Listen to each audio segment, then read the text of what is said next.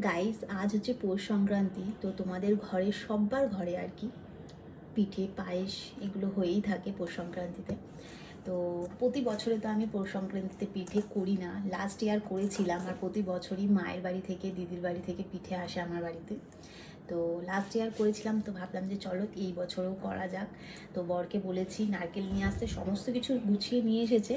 এই যে নারকেল যাবার সময় ভেঙে দিয়ে গেছে, এটা এখনও কোড়াতে হবে, এখনও কোড়ানো হয়নি।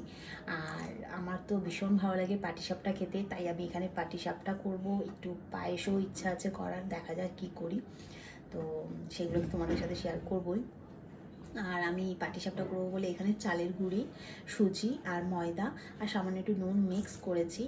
আর ভাবছি এর মধ্যে কি দেব, চিনি দেবো না গুড় দেবো। চিনি দিলে একটু পাটিসাপটাটাও সাদা সাদা হবে, আর গুড় দিলে একটু লাল লাল হবে, মানে একটু হালকা হালকা লাল লাল হবে। তো সেটাই ভাবছি যে কী দিয়ে করবো।